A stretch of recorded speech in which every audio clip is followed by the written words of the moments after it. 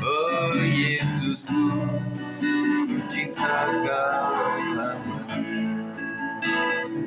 Oh Yesusku, ku cinta Kau selamanya. Oh Yesusku, ku cinta Kau selamanya. Kita akan mendengarkan renungan firman Tuhan. Kita akan berdoa. Terima kasih Tuhan untuk hari ini, sore hari ini kami bersyukur Tuhan untuk kesempatan dan juga anugerah Tuhan yang luar biasa. Kami boleh sampai di tempat ini adalah anugerah dan kemurahan Tuhan.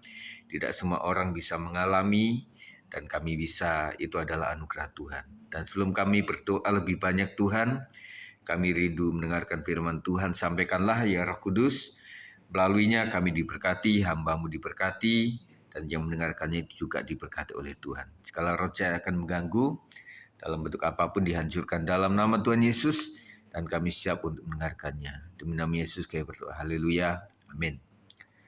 Puji Tuhan, renungan kita tentang menjaga hati.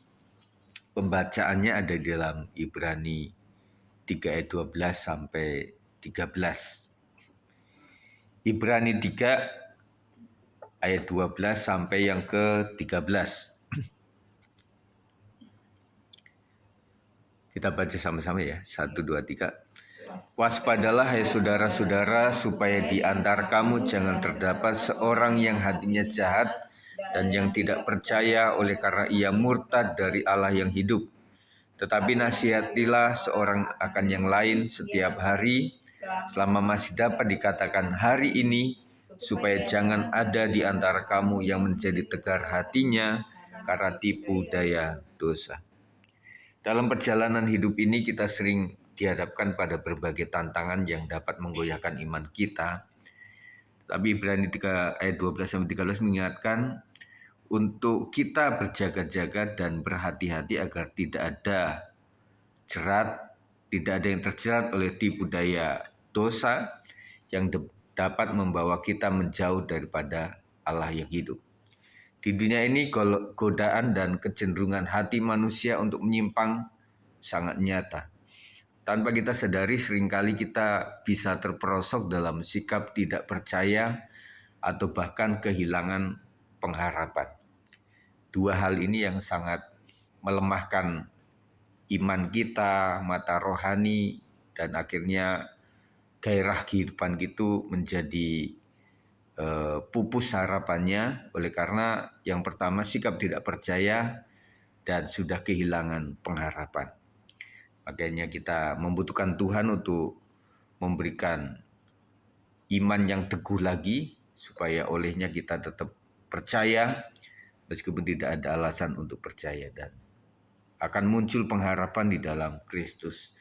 Firman Tuhan mengatakan bahwa pengharapan itu kayak sauh, kayak jangkar yang kuat, yang membuat kita perkasa, tidak mudah tergoyahkan oleh arus kehidupan ini.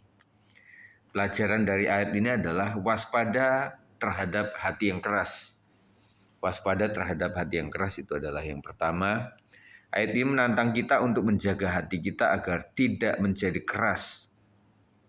Jadi hati meskipun fisiknya itu lembek, tetapi yang namanya hati yang keras itu memang tidak ada yang bisa mengubahkan gitu ya. Jadi ayat ini menantang kita untuk menjaga hati kita supaya tidak menjadi keras. Hati yang keras adalah hati yang tidak lagi peka terhadap panggilan Allah, yang cenderung menutup diri dari firman-Nya.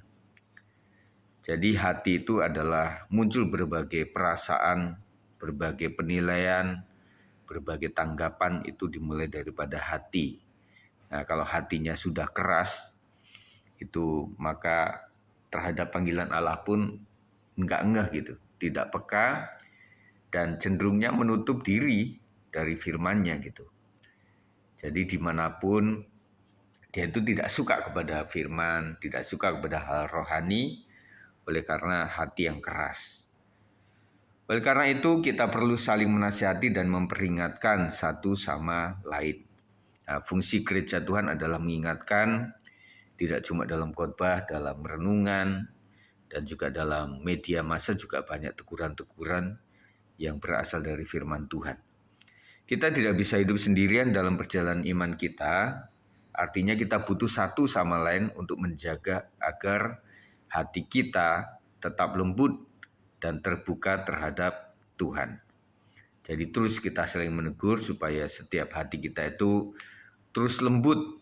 Lembut artinya mudah dibentuk, lembut artinya mau atau terbuka untuk dididik. Karena kita tentunya memiliki hati yang memang keturunan orang berdosa yang perlu dibentuk dan dilembutkan setiap hari bahkan. Pelajaran yang kedua adalah nasihat dalam kasih. Ayat ini mengajak kita untuk memberikan nasihat satu sama lain setiap hari selama kita masih memiliki waktu yang disebut tanda kutip hari ini. Ini berarti kita harus aktif dalam memperhatikan sesama kita. Karena kalau hari ini, tetapi besok itu nggak ada ujungnya. Karena kapanpun bisa dianggap besok gitu. Jadi intinya hari ini adalah penting untuk menjadi prinsip hidup kita. Jadi ini berarti kita harus aktif dalam memperhatikan sesama kita.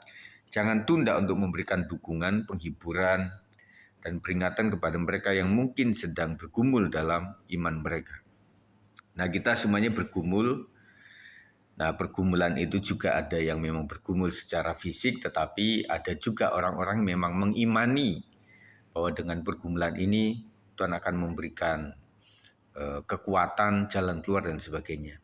Jadi kita itu tugasnya yang pertama memberikan dukungan. Jadi dukungan secara nasihat, dukungan secara keuangan, dukungan secara finansial maupun non material juga kita mendukung di situ. Tugas kita adalah, terus kemudian yang kedua adalah menghibur. Jadi kita memberikan penghiburan kepada yang patah hati, yang susah, dan juga menghadapi berbagai pergumulan kehidupan. Dan juga kita memberikan peringatan kepada mereka supaya tetap ingat kepada Tuhan, menghibur dan menasihati supaya tidak putus asa dan putus harap, tetap bersandar kepada firman Tuhan. Setiap hari adalah kesempatan yang diberikan Tuhan untuk membangun satu sama lain dalam iman. Jadi setiap hari adalah kesempatan yang Tuhan berikan untuk kita membangun satu sama lain dalam iman. Dalam PPP ini mari kita berdoa agar Tuhan menjaga hati kita tetap lembut dan peka terhadap firman-Nya. Kita juga berdoa agar Tuhan memberikan kita keberanian dan kasih untuk saling mengingatkan dan mendukung sesama dalam perjalanan iman kita, agar kita tidak ada yang terjatuh dalam dosa atau kehilangan harapan. Dan kita akan berdoa sore hari ini menutup renungan ini sebelum kita lanjutkan untuk doa-doa syafaat kita ya. Terima kasih Tuhan, ajar kami untuk selalu berjaga-jaga dalam iman. Dan sebagai gereja tentunya kami diharapkan untuk saling mengasihi, menguatkan satu dengan yang lain. Tugas kami sebagai gembala adalah mengingatkan jemaat dan juga para pengurus, para pelayan Tuhan. Dan para pelayan Tuhan juga pemimpin-pemimpin rohani, supaya mereka juga sepakat dengan hati mereka untuk menjadi contoh, menjadi penasihat yang baik, untuk memberkati, membangun dalam perkataan dan juga dalam perbuatan mereka, supaya sungguh-sungguh jemaat Tuhan itu tetap diingatkan dan kemudian ditopang, didoakan, dan senantiasa dinasihati, tegur menegur, sapa menyapa satu dengan yang lain. Dan kami serahkan hati kami Tuhan ke dalam tangan-Mu supaya Tuhan menjaga kami untuk tetap setia sampai kepada akhirnya. Terima kasih Tuhan, kami sangat bersyukur hari demi hari, minggu demi minggu, bulan demi bulan, bahkan tahun yang sudah berlalu juga kami merasakan bagaimana teguran Tuhan, nasihat Tuhan, bentuk kasih daripada yang Tuhan berikan luar biasa.